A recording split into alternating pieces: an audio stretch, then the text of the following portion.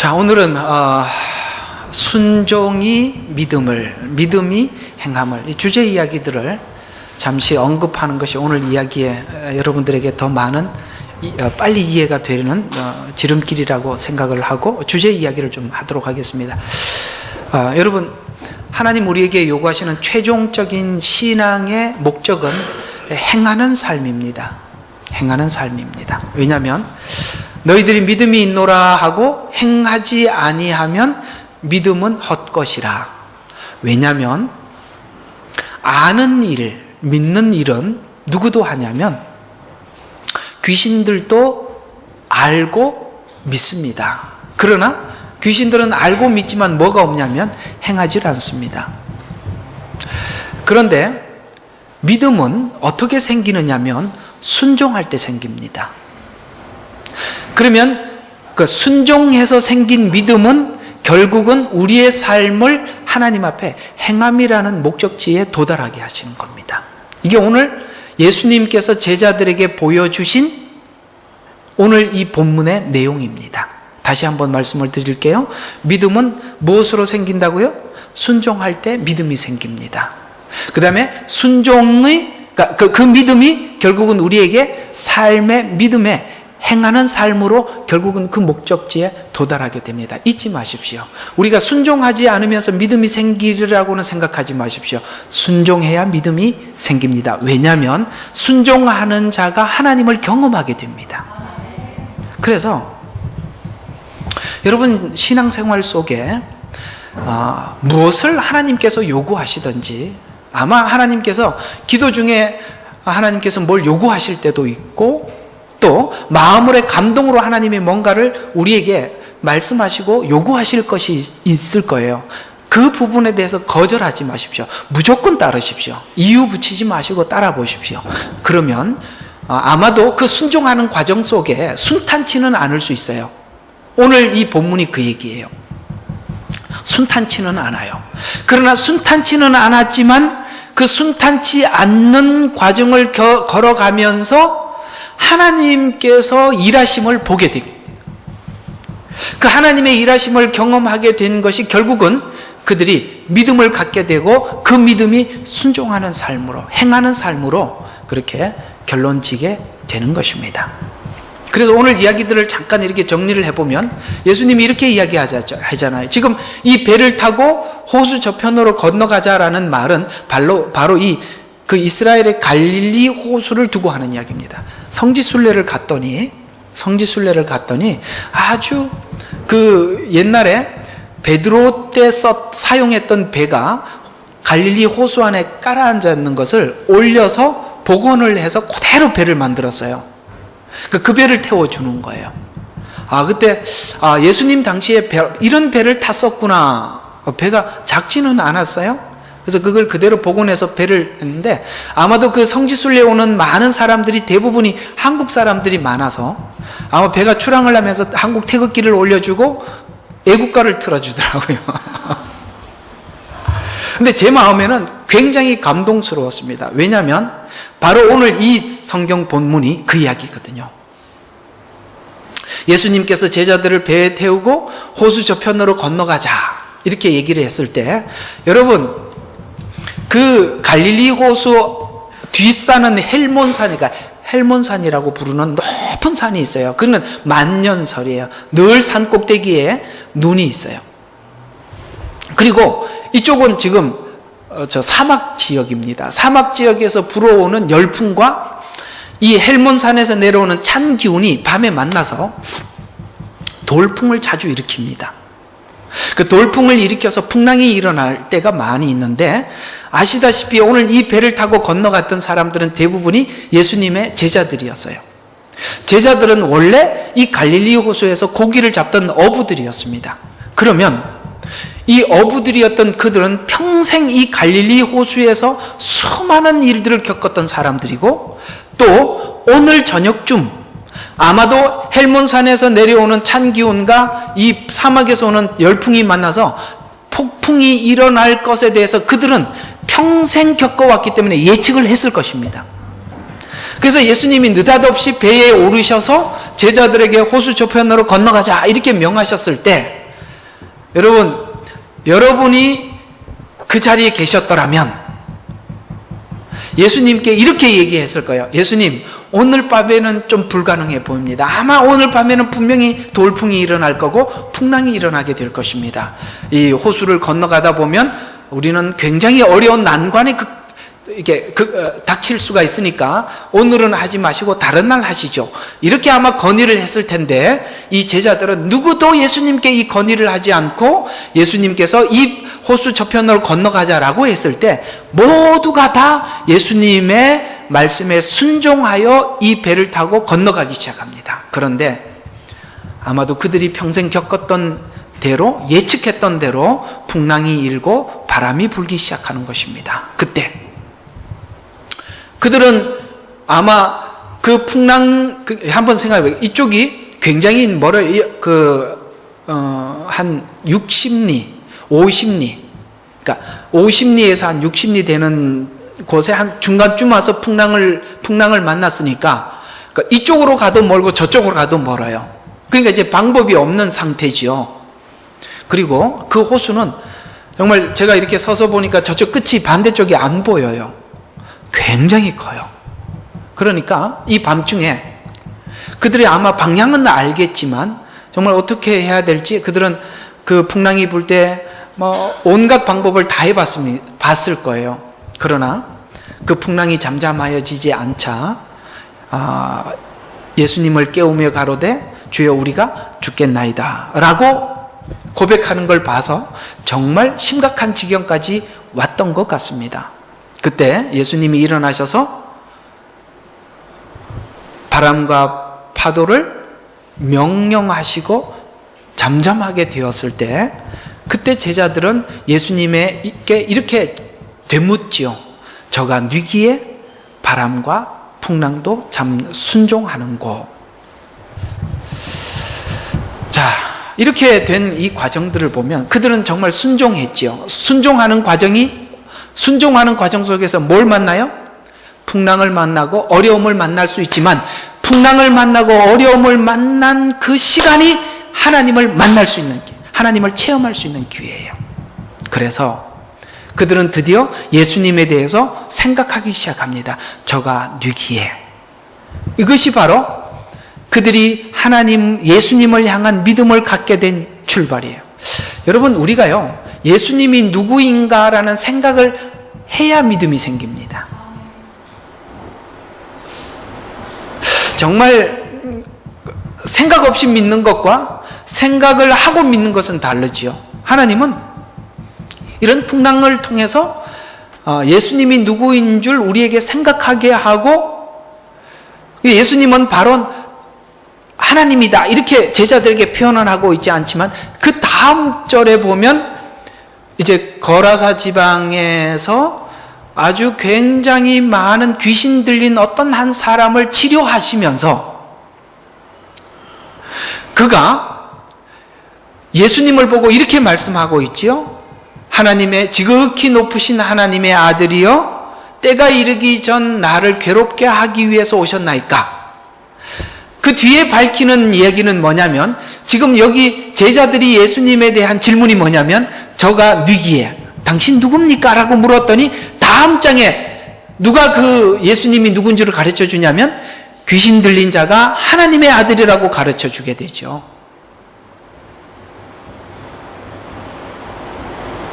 이렇게 되듯이 우리는 어려움과 환난을 통해서 하나님이 누구인 줄 생각하게 되고, 그 환난을 통해서 하나님이 누구인 줄을 알게 되는 것들이 내게 믿음이 되는 것입니다. 그 믿음이 결국은 우리로 하여금 행하는 삶으로 우리의 삶을 바꿔가는 것이지요. 그래서 여러분, 순종하면서 간 길이 평탄하다, 평탄하지 않다? 평탄하지 않을 수 있습니다. 우리는 이게 바로 착각하는 부분이에요. 내가 순종하면서 갔기 때문에, 순종했기 때문에 하나님께 그 보상으로 내게 평안을 주시겠지. No, 그렇지 않습니다. 제자들은 예수님께 순종했지만 그의 삶은 굉장히 고단했습니다. 그러나 그 고단한 삶을 통해서 하나님을 계속 겪게 되고 그들의 믿음은 세상이 감당하지 못하는 자로 거듭나게 되는 것입니다. 그래서 그 믿음이 세상을 이기는 믿음으로 발전하게 되는 것이죠. 이런 식으로 여러분과 저의 믿음은 성숙하게 되어져 가는 것입니다. 어떻습니까? 하나님께서 그런 과정 속에 여러분의 인생을 이끌어가고 계시는 것 같이 보이시나요? 근데 훈련 받을 때는 그게 너무 힘들어서 보는 사람도 안타깝고 본인도 괴롭지요. 그러나 그것이 내게 알게 모르게 유익되고 있다는 사실에 대해서 아무도 부인할 수 없습니다. 신앙생활하면서 하나님께서 어떤 일에도 어려움 없이 순탄하게 가는 건 성경이 말하고 있는 순종이나 믿음과 맞지 않습니다. 맞지 않아요. 자, 그래서 오늘 이 말씀들을 한번 보도록 하겠습니다. 자, 마태복음의 이 기록 목적은 자, 유대 종교 지도자들이 예수님께서 메시아임을 그들이 이해하지 못했습니다. 예수님은 구약에 예언했던 그리고 조상들이 기다렸던 메시아임을 알리고 이해시키기 위해서 마태는 복음서를 기록하기 시작했죠. 그래서 가장 앞에 족보를 기록하였고 그래서 이 족보는 분명한 증거를 제시하기 위해서 앞에서 기록하였고 그 다음에 그 증거들을 나열하기 전 한번 보십시다. 자, 마태복음 배열을 한번 잠깐 보면 가장 앞에 뭐가 나오냐면 족보가 등장하고 그 다음에 바로 뭐가 등장하냐면 산상수훈이 등장하죠. 그 다음 이제 배열되는 것이 뭐냐면 귀신 들린 자를 쫓아내고 귀신을 쫓아내고 병든 자를 고치죠. 그리고 이제 예수님이 메시아임을 제자들이 차근차근 알아가게 되죠. 그래서 하나님께서 그 예수 그리스도께서 메시아임을 알게 되었을 때, 이해하게 되었을 때 예수님은 드디어 자신이 무슨 일을 하러 오신지 말씀하시죠. 그게 뭐냐면 인자는 많은 사람들을 위해서 자기 목숨을 대속물로 주러 왔다. 인자가 십자가에 매달려 죽어야 하리니 라고 이렇게 메시아 사역이 무엇인 줄을 설명하게 되지요. 근데 놀랍게도 산상수훈이 중간에 박혀 있어요. 원래는 이 산상수훈이 가장 뒤쪽에 가야 되는데 앞쪽에 이렇게 있습니다. 그 앞에 있는 이유는 무엇이냐면 결국은 예수 그리스도의 십자가 사역의 핵심은 우리를 죄에서 건져주실 뿐만 아니라 우리의 심성을 바꾸어 놓는 것이 십자가의 사역이다라고 이렇게 설명하고 있는 것입니다. 그래서 이 산상수훈에 나타나 있는 그런 우리의 변화는 심령이 바뀌는, 쉽게 말해서 심성이 바뀌어지지 않고는 결코 도착할 수 없는 자리임을 우리에게 말씀하고 있지요. 그래서 산상수훈이 앞에 있고 그 다음에 왜 이렇게 우리가 이렇게 산상수훈에서 나타난 결과들, 신자들이 바로 이렇게 될 것이라는 이야기를 뒤쪽에 쭉 설명하여서 결국에는 이런 사람이 되도록 하나님이 이렇게 돌이키시기 위해서 산상수훈이 중간에 기록되어 있다는 것이죠. 그래서 동일한 내용으로 이걸 이해하기 위해서 고린도전서 12장, 13장, 14장의 배열을 보면 여러분 12장도 14장도 모두가 다 은사장이라고 부르잖아요. 그러니까 은사장이 등장하고 있는데 잠깐만요. 뒤에 문을 좀 열어 놓으십시오. 너무 덥지요. 네. 자, 은사장이 12장하고 14장이 은사장인데 13장에 사랑장이 들어가 있습니다. 은사는 교회의 덕을 세우고 교회를 세우는데 아주 필요하고 유익한 것이지만 그러나 교회를 세우기 위해서 은사가 필요하지만 은사는 무엇으로 사용되어져야 하냐면 사랑으로 사용되지 않으면 덕이 되지 않는다는 거예요. 이해가 가시죠? 은사는 강력한 거예요. 그러나 그 은사가 사랑으로 쓰여지지 않으면 사용하는 사람이 교만해지고 자랑이 되어서 전혀 교회에 덕이 되지 않는다는 얘기예요. 똑같이 산상수훈에 이런 삶이 우리에게 완성되기 위해서는 그 십자가의 복음과 은혜가 내 속에 내 것으로 완전히 소화되지 않으면 불가능하다는 얘기예요. 그래서 마태복음 7장까지 산상수훈을 들고 8장에서 12장의 기적의 내용을 기록하면서 죄의 고질병을 치료하기 위해서는 메시아가 필요하다고 말씀함으로써 악행과 질병의 원인인 죄로부터 해방자가 있어야 회복될 것을 설명하고 있습니다. 그래서 이게 마태복음 8장 23절에서 27절에 있는 말씀은 자연의 창조와 운영과 질서를 주관하시는 분이 하나님이신데 풍랑을 잠잠케 하심으로 예수님은 하나님으로서 말씀으로 우주 만물을 창조하시고 또 말씀으로 만물을 주관하시는 분임을 증거하고 있습니다. 그래서 제자들은 풍랑이 일자 예수님을 깨워 풍랑을 잠잠케 해달라고 요구하자 예수님께서는 이렇게 말씀하시죠. 26절에 보면 믿음이 적은 자들아 어찌하여 두려워하느냐 말씀하심으로써 예수님은 우리에게 닥친 어려운 문제들을 단순히 해결해주고 풀어주는 그런 분으로 보지 말라고 꾸중하시는 장면인데, 이 사건을 통해서 제자들은 단순히 자신의 문제를 해결해 달라고 했던 사건이 하나님이 누구인지 예수님이 누구인지를 보게 된 사건이 되었다라는 거예요. 그래서 여러분에게 찾아오는 어떤 사건들, 어떤 문제들도 하나님께서 우연히 우리에게 주신 것이 아니라 이 사건을 통해서 우리에게 뭔가를 주시기를 원하시는데 그것이 바로 믿음을 주시기를 원하신다는 사실에 대해서 우리는 그걸 인정을 할 때 여러분에게 찾아오는 어떤 문제들이나 사건들도 우리는 기쁨과 감사함으로 받을 수 있다는 것이에요. 이런 마음으로 여러분 주변에 일어나는 모든 일들을 볼 줄 알 때 여러분은 이 사건이 하나님께서 단순히 우리에게 어려움과 고통을 안겨주기 하는 사건이 아니라 내게 큰 유익을 주시기 위한 사건임을 우리는 알게 되고 모든 사건에 대해서 하나님 앞에 감사함으로 이 사건을 받게 된다는 것이죠. 또 더 큰 믿음이 무엇인지 안내받는 시작이 되었다. 자, 오늘 여기 보면 26절에 믿음이 뭐라고요? 적은 자들아. 이 말은 무슨 뜻일까요? 성경에 보면 믿음이 적은 믿음이 등장하기도 하고 큰 믿음이 등장하기도 하지요. 내가 이스라엘에서 이만한 큰 믿음을 본 적이 없다. 백부장의 믿음을 예수님은 큰 믿음이라고 표현하고 계시고 지금 현재 제자들의 믿음을 적은 믿음이라고 표현하고 있습니다. 무슨 말이냐? 믿음은 크기가 있고 부피가 다르다는 거예요. 그러면 여러분, 믿음의 시작은 믿음이 없는 것에서 출발하든지 적은 믿음에서 출발하는 것입니다. 이렇게 생각하지 마십시오. 믿음은 갑자기 생겨서 커질 것이다라고 생각하지 마십시오. 믿음은 갑자기 생기는 것이 아니라 적은 데서부터 차츰차츰 자라가는 것입니다. 그러면 여러분, 믿음이 오늘 본문에 의하면 믿음이 어떻게 생긴다고요? 순종할 때 믿음이 생긴다고 그랬죠. 또 믿음이 어떻게 생길까요? 성경에 보면 믿음은 이렇게 생긴다고 말씀하고 있습니다.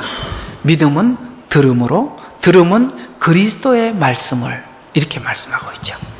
그러니까 믿음은 순종할 때도 믿음이 생기고 언제 믿음이 생기냐면 그리스도의 말씀을 들을 때 생기는 것입니다.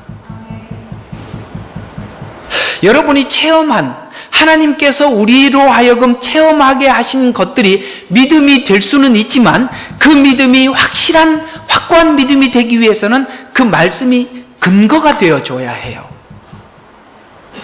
근거가 되어주기 위해서는 그리스도의 말씀을 들어야 되는 거예요. 물론 체험을 통해서 우리 믿음이 생길 수는 있지만 그러나 그 믿음이 뿌리를 깊이 내리는 데는 부족합니다. 왜냐하면 말씀이라는 근거가 없기 때문에 그렇습니다. 그럴 거야 라고 생각하지만 그러나 말씀이 그렇구나가 되는 거죠. 그럴 거야가 그렇구나가 되는 것은 말씀이 입증이 되어줘야만이 되는 것이죠.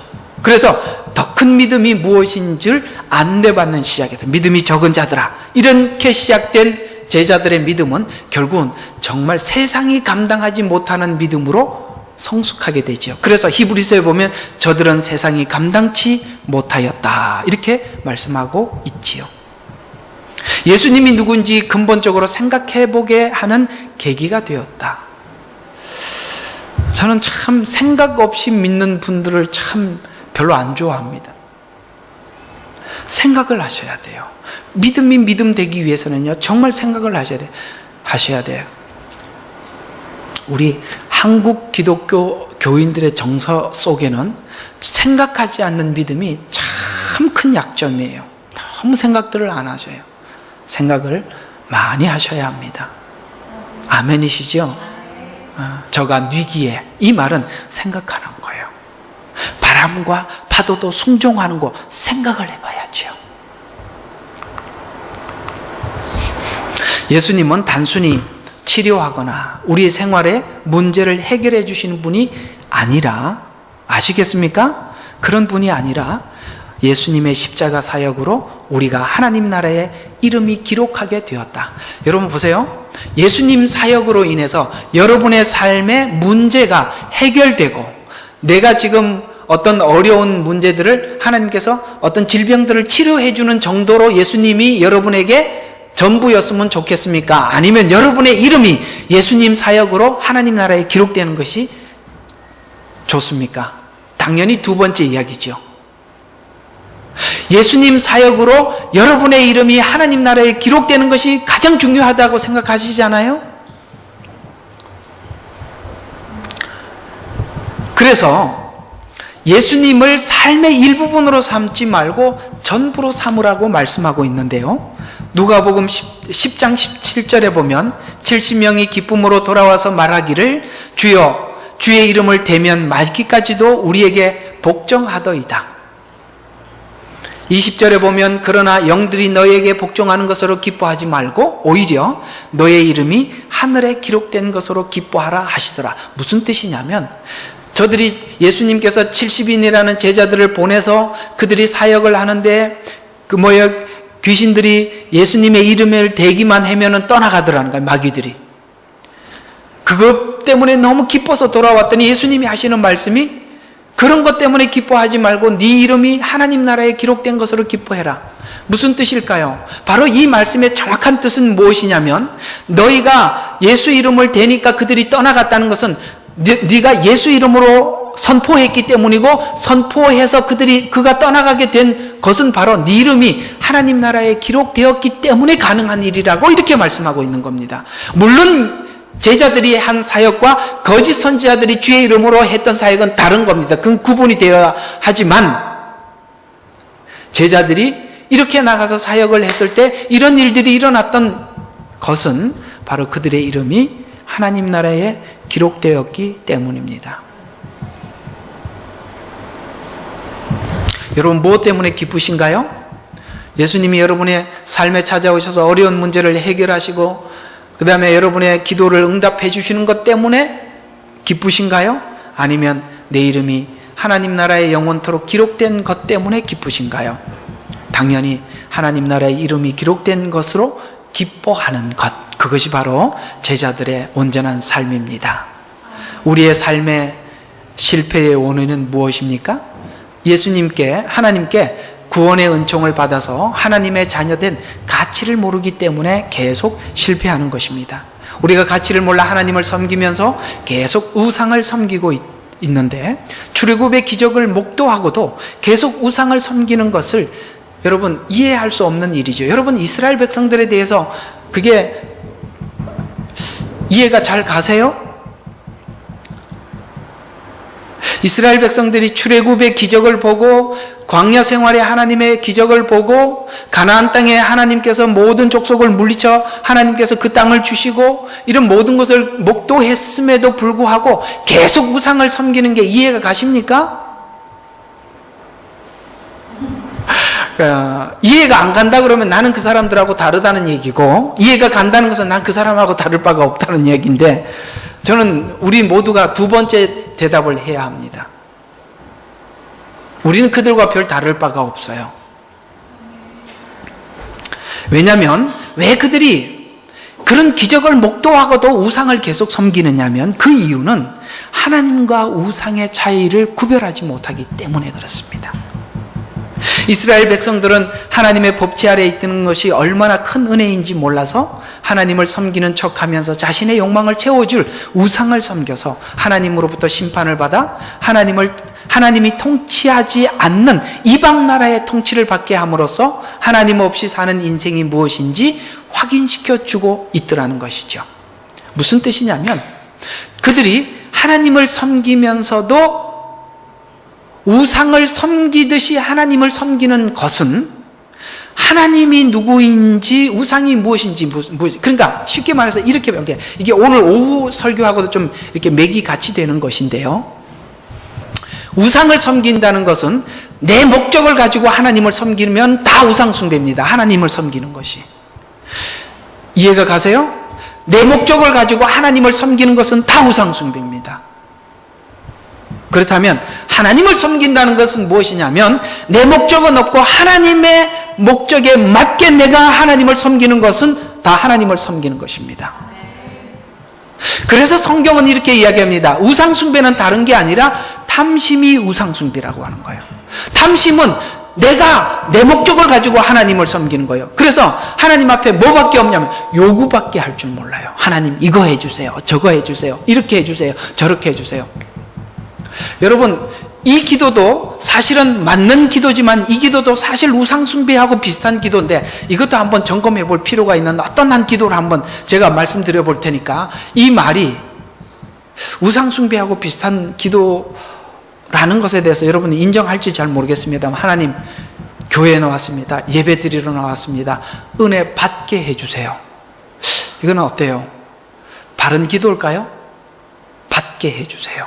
그러면은 하나님 안 받게 해주시면 나는 안 받겠다는 겁니까? 사실은 우리가 하나님 앞에 어떤 마음으로 하나님이 은혜를 주실 줄 믿습니다. 제가 은혜 받을 수 있는 준비되게 해주세요. 그릇이 되게 해서 간절함을 주세요. 이렇게 나가야 정상 아닌가요?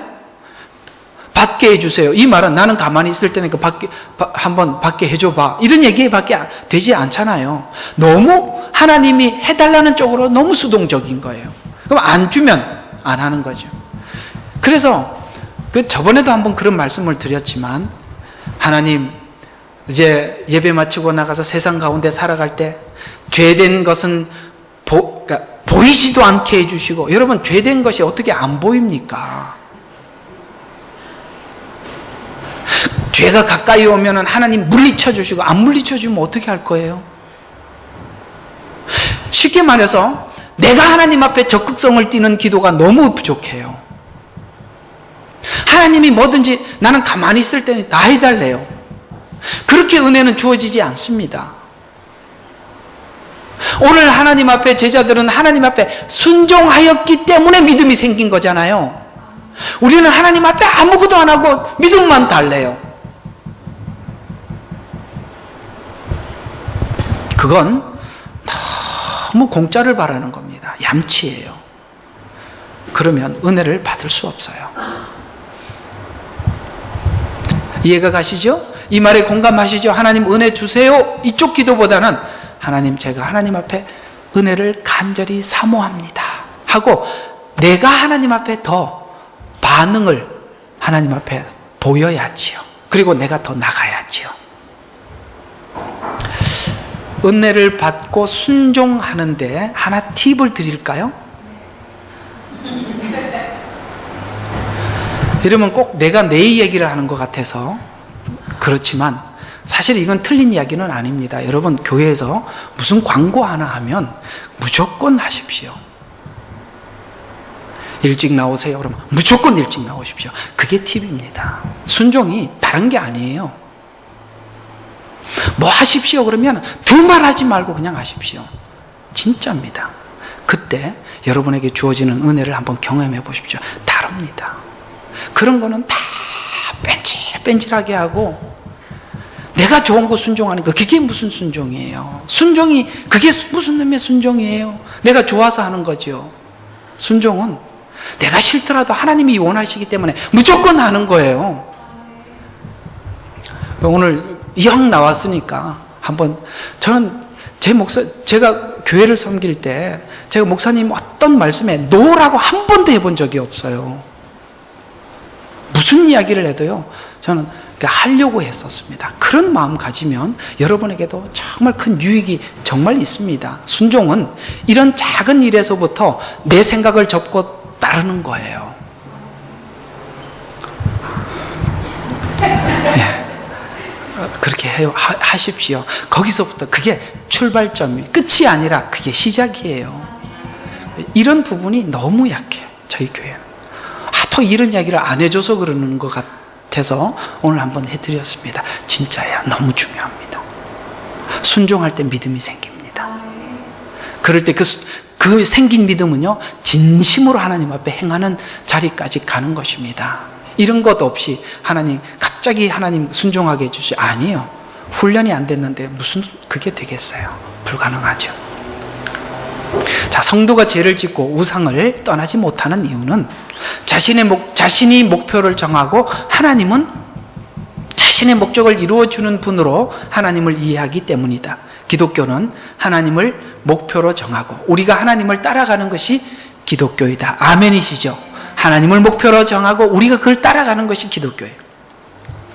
예수님이 병을 고치고 바다를 잠잠케 하려 오신 것이 아니라 예수님은 우리의 영과 혼과 육을 온전히 고치려 왔다는 것을 정확하게 봐야 하는 것입니다. 바로 이 부분을 하나님이 고치러 오신 것이지 우리의 어떤 생활의 문제를 해결해 주러 오신 분이 아니라는 거 잊지 마시기를 바랍니다. 예수님은 이 사건을 통해 제자들이 풍랑이 일자 예수님을 깨우게 하고 모든 일의 해결자는 오직 예수님을 확인시켜 우리 인생에서 예수님이 전부임을 지금 알려주고 있습니다. 그래서 순종할 마음이 없고 하나님을 배울 마음이 없이 힘만 얻으려는 제사는 예배가 아니에요. 하나님의 힘과 능력을 얻으려는 수단에 불과한 제사는 정확히 사무엘상 15장에 잘 표현되고 있어요. 이렇게 표현하고 있습니다. 마법하는 것이 죄와 같고 완고함은 행악과 우상숭배와 같음이니이다. 이게 누가 누구에게? 사무엘이 사울에게 한 말씀이잖아요. 예배를 드리지만, 예를 들어서 지금 사울은 하나님 앞에 제사는 드리지만 뭐는 없어요? 순종할 마음이 없어요. 이건 뭐와 같다고요? 우상숭배와 같다는 거죠. 놀랍게도 하나님께서는 사울에게 이렇게 말씀하십니다. 당신이 하나님께 순종하지 않고 하나님을 불순종하여 하나님도 당신을 버려 왕이 되지 못하게 하였습니다. 라고 하면 여러분 한번 생각해 봐요. 이 말을 듣고 나면 사울은 어떻게 행동해야 정상이었을까요? 회개하고 왕관을 내려놓고 하나님 잘못했습니다. 저는 평범한 사람으로 돌아가서 다시 시작하겠습니다. 라고 돌아가는 것이 그가 취해야 될 행동이었습니다. 그런데 사무엘에게 부탁을 하지요. 뭐라고 부탁하느냐? 내가 하나님께 제사하게 해주십시오. 하나님이 안 받으시겠다는데 제사하게 해달라는 것은 다른 목적이 있다는 거죠. 왜 그가 하나님 앞에 제사한다고 그렇게 하나님 앞에 나간다고 했냐면 백성들 보기에. 그러면 지금 사울은 우상이 뭐냐면 자기 왕관이 우상이에요. 백성들 보기에 내가 여전히 하나님 앞에 인정받고 있는 왕이라는 것을 보이게 해달라고 제사를 드리게 해달라는 거예요. 제사는 뭘 때문에 하는 거예요? 자기를 위해서 하는 게 바로 오늘 이 사울에게 말한 거예요. 그래서 자기를 위해서 예배하는 게 뭐라고요? 마법하는 죄와 같고 완고함은 행악과 우상숭배 같음이다 라고 말씀한 거예요. 예배를 드리러 가겠다고 말하는 사울에게 한 말이에요. 나를 위해서 하는 예배는 바로 우상숭배입니다. 22절에 보면 주께서 번제와 희생제를 주의 음성에 복종하는 것만큼 제사보다 순종하는 것이 낫다는 것은, 제사를 드린다는 것이 무엇이냐면, 원래 이스라엘 백성들이 제사를 드린다는 것은 하나님께 복종하겠다는 뜻으로 드리는 것이 제사였어요. 그러나 우상에게 제사하는 사람들은 복종을 위해서 제사를 드리지 않고 자신을 위해 제사를 드리는 사람이므로 우상에게 제사를 드리는 것과 같다. 이 제사를 바로 우상숭배라라고 성경은 표현하고 있는 것입니다. 아시겠죠? 여러분, 자신을 위해서 드리는 예배. 여러분, 지금 여기 있는 여러분들이야, 물론 자기를 위해서 예배를 드리는 분들은 없다고 생각합니다. 수도 없이 그렇게 하지 말라고 제가 여러분에게 권고했기 때문에 이 부분에 대한 충분한 이해가 여러분에게는 있겠지만, 어쩌면 많은 사람들이 사울과 같이 하나님 앞에 드리는 예배를 많이 드리고, 사울과 같이 하나님 앞에 헌신하고, 사울과 같이 헌금하고 이러는 사람들이 많이 있을 것입니다. 여러분들은 절대 하나님 앞에 예배를 그렇게 드리지 마십시오. 예배는 하나님께서 그 아들을 보내주셔서 나를 구원하신 은혜에 감사해서 내 평생 하나님 앞에 예배하면서 살 뿐입니다. 그 이상의 이유도, 그 이하의 이유도 전혀 없습니다. 오직 주님이 나의 구주이기 때문에 드리는 예배, 그 이상 이하도 아닙니다. 사무엘상 15장에 보면 사울이 왕이 되자 하나님이 사무엘을 보내어 아말렉의 어린아이 노인까지, 그 다음에 가축까지 진멸하고 하셨습니다. 그러나 사울은 전리품을 남겨왔을 때 사울이 왕이여 하나님의 명령을 준행치 않았습니까? 이렇게 말씀하고 있죠. 제사를 드린다는 것은 제사를 드리는 하나님을 주인 삼고 순종하며 복종하겠다는 뜻인데, 제사는 드리면서 순종하지 않는 것은 하나님을 우상과 같이 자신의 목적을 위해서만 섬기겠다는 뜻이기 때문에 하나님도 사울을 버리겠다고 말씀하고 있습니다. 제사의 주체가 자신이 되는 것이 우상 숭배입니다. 그래서 우리는 한번 생각해 봐야 합니다. 하나님 앞에 내가 왜 예수를 믿는지, 하나님 앞에 왜 예배를 드리는지, 왜 내가 하나님 앞에 봉사를 해야 하는지, 내가 왜 하나님 앞에 헌금을 드리는지, 이것이 어떤 조건과 이유가 담겨 있어서는 안 됩니다. 그런데 놀랍게도 저는 성경의 이 부분이 참 놀라운 이야기인데, 저는 이 부분이 좀 어쨌든 성경에 나온 이야기니까 이 부분에 대해서는 하나님이 왜 이렇게 우리에게 말씀하셨는지 잘 모르겠는데, 이게 참 이상해요. 하나님 앞에 모든 물질을 드리는 것에는 다 우리가 하나님 앞에 감사해서 드리는 건데, 말라기의 11조에 관한 이야기에 놀라운 조건을 제시하는 것이 왜 이 조건을 제시했는지 전 잘 모르겠습니다만, 제 생각에는 이런 것 같습니다. 이 말라기는 구약 성경의 마지막 이야기잖아요. 근데 말라기에 보면 놀랍게도 11조에 관해서 이렇게 말씀하고 있어요. 너희 11조를 하나님께 드려 내 집에 양식이 있게 하고, 그러면 이 당연한 우리의 의무인데 그 뒤에 있는 축복된 말씀들이 있어요. 내 집에 양식이 있게 하고, 1차적으로 먼저 내 집에 양식이 있게 하고, 그 다음에 네 창고의 문을 열면 내가 복을 쌓을 곳이 없도록 붙지 아니하나 보라고, 이걸 뭐냐면 조건적으로 제시했다는 거예요. 성경 어디에서도 하나님 앞에 드리는 제물에 대해서 하나님이 조건적으로 제시한 곳이 없는데 정확하게 11조에는 그걸 제시해놨어요. 저는 그렇게 생각해요. 이 부분에 대해서 하나님 앞에 흐트럼 없이 산다면 여러분의 인생에 분명히 하나님의 공급하심을 평생 보실 것입니다. 다른 부분에 대해서 하나님이 조건을 제시하지 않았는데 이걸 그렇게 제시했는데, 왜 그걸 하게 하셨냐면 내 집에 양식이 있게 하기 위해서 이걸 했대요. 그래서 내 집이 먼저 풍성해지면 너도 풍성해질 것이다 라고 하나님은 우리에게 그렇게 약속하고 있어서, 여러분, 하나님께 약속된 그 약속을 분명히 심으셔서 여러분의 인생에, 하나님께서 여러분의 인생에 끊임없이 공급하시는 공급의 은혜를 누리시기를 주의 이름으로 축원합니다. 호주 사니까 걱정 없어. 여기서는 뭐 이렇게 어려워도 다 이렇게 해줘. 거기다가 심지 말고 하나님 앞에 심어 놓으십시오. 그러면 하나님은 여러분의 인생에 변함없이 후원자가 되어 주실 것입니다. 자, 결론을 말씀드려 보겠습니다. 제자들은 순종하였습니다. 이 순종이 예수님의 기적을 보게 되었고, 이분은 도대체 누구시기에 바람과 바다도 그에게 복종하는가라고 말하게 되었습니다. 순종은 예수님을 더 깊이 알게 만들고, 풍랑은 예수님을 찾게 만듭니다. 아멘이시죠? 자, 순종은 예수님이 누군지 더 깊이 알게 만들고, 그 다음에 뭐예요? 그 순종하는 과정 속에 있는 풍랑은 바로 예수님을 우리가 찾게 만드는 거예요. 우리가 가만히 있으면서 예수님을 찾았던 일은 거의 없습니다. 풍랑이 일어야 대체적으로 주님을 찾지요. 그건 누구나 그런 것 같습니다. 그 누구나라는 저도 포함되어 있습니다. 저도 이렇게 편안하면 주님하고 이렇게 간절히 안 매달리는데, 조금 어려워지면 그 찾는 건 인간의 어쩔 수 없는 약점인 것 같아요. 그래서 그 풍랑은 우리가 하나님을 찾게 만드는 것인데요, 이 배를 타고 간 자들이 제자들입니다.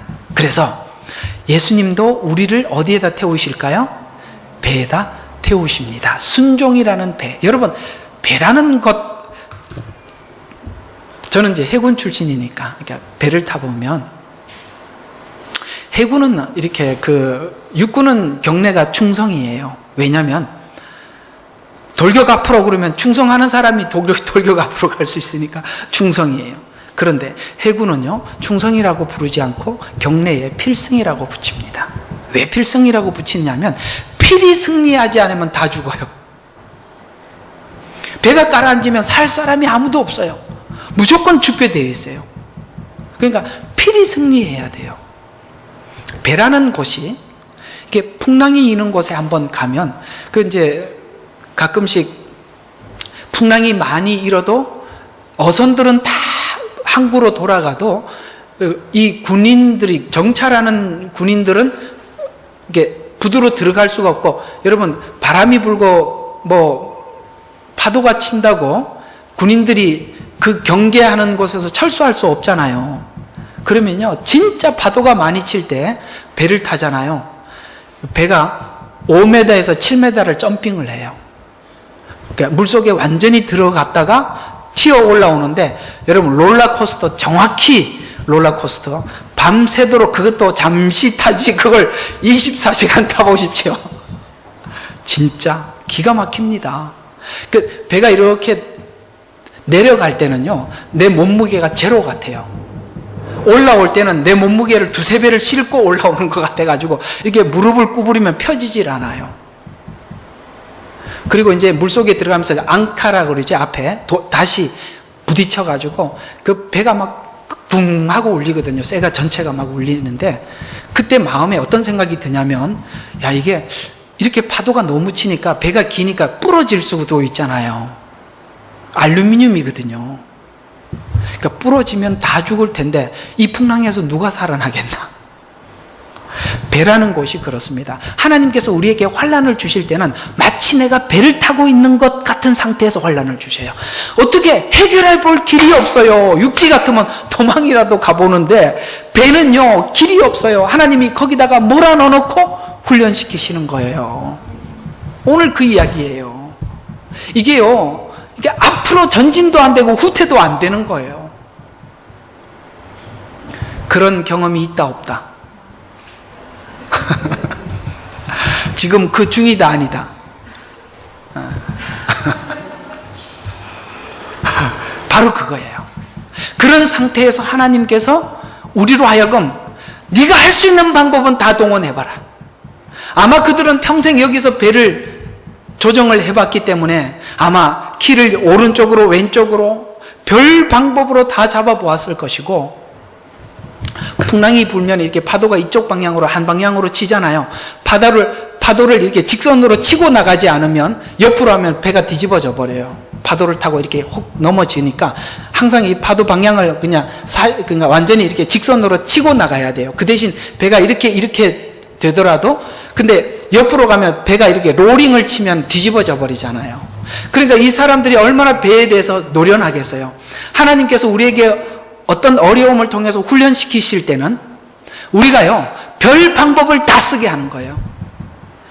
근데 제자들이 할 수 있는 데까지 다 해보죠. 그러다가 안 되니까 뭐 하러 왔어요?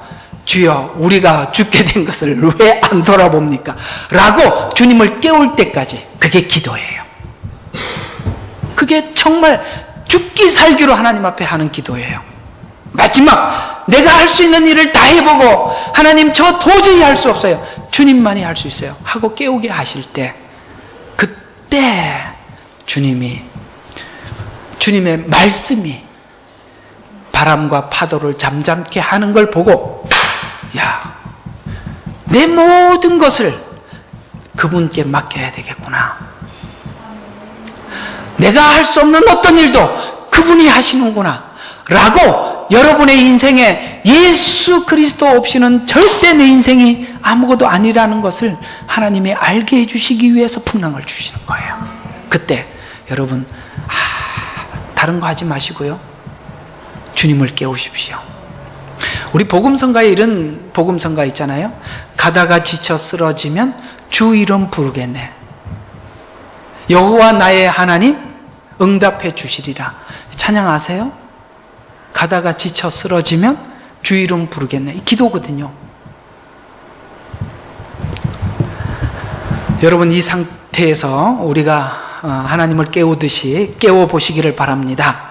그래서 제자들은 처음부터 순종했지만 믿음이 있는 자들은 아니었습니다. 믿음을 가지고 순종한 것이 아니라, 주님이 그렇게 가자고 그러니까 가자. 우리가 생각할 때는 오늘 밤에 분명히 풍랑이 일 텐데 그래도 주님이 함께 가시면 되겠지 하고 갔지만 여상이 풍랑은 불었습니다. 그러자 그들은 믿음이 없는 상태에서 출발했거나 적은 상태에서 시작했어요. 그래서 믿음은 없는 상태에서도 출발할 수도 있고 적은 상태에서도 출발할 수 있어요. 그러나 결국은 주님께 얻은 것은 믿음입니다. 누가 그렇게 했다고요? 그 대표적인 사람이 아브라함이죠. 아브라함은 갈대아 우르에 떠날 때 그는 믿음이 있어서 출발한 사람이 아니라고 11장 후반절에 말씀하고 있습니다. 그는 본토 친척 아비 집을 떠나서 내가 지시하는 땅으로 가라 이렇게 말씀하셨을 때 그는 하란에 머물렀다 이렇게 말씀하고 있습니다. 아버지 데라도 데리고 함께 떠났고 친척인 롯도 함께 데리고 떠났고, 본토를 떠나라고 했을 때 그는 본토를 떠나지 못해서 여전히 하란 땅에 머물러 있었지만 끝끝내 그는 하나님께서는 믿음을 주셔서 이삭을 모리아 산에서 바칠 만큼 하나님은 그에게 믿음을 주셨습니다. 결국은 믿음을 여러분에게 그렇게 주실 것입니다. 하나님께서 믿음을 주시는 방법을 아셨다면 여러분 이제는 더 버티지 마십시오. 그냥 순종하십시오. 그게 살아보니까 그게 제일 빠르더라고요.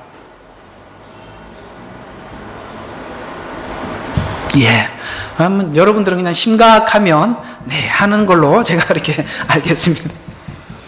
그렇게 이렇게 순종은 믿음은 행함으로 완성하게 되는 것입니다. 오늘 이야기들을 잠시 한번 정리를 해보겠습니다. 여러분, 순종이 빨라요. 순종이 가장 빠른 지름길이에요. 그죠? 이유 달지 말고 그냥 따라가십시오. 그러면 여러분은 하나님을 가까이서 깊이 느끼게 될 것입니다. 그럼 여러분의 작은 믿음이 자라고 커질 것입니다. 그 커진 믿음은 결국은 하나님께서 우리에게 요구한 정말 행하는 자리에까지 완성될 것입니다. 그 자리에 사랑하는 주생명 선교교회 성도들 모두 도착하시기를 주의 이름으로 축원합니다. 기도하겠습니다. 하나님, 오늘 이 8장 23절부터 27절 말씀을 통해서 귀한 은혜 주셔서 감사합니다. 아버지 하나님, 하나님께서 우리에게 무엇을 요구하시든지 순종할 마음을 주시고 그 순종하는 가운데 믿음이 더해지는 은혜를 경험하게 하옵소서. 그 믿음이 결국 하나님께서 요구하시고 원하시는 온전한 행함으로 하나님 앞에 나타나게 축복하여 주시옵소서. 이 주생명 선교교회가 세워진 지 6년이 되었습니다. 아버지 하나님, 사랑하는 성도들이 적은 믿음이 자라게 하시고 성숙해서 하나님이 기뻐하는 아들, 딸로 세워질 수 있도록 하나님이 이 교회를 돌봐주시고 이 문턱을 넘는 모든 심령들을 축복해 주옵소서. 이제는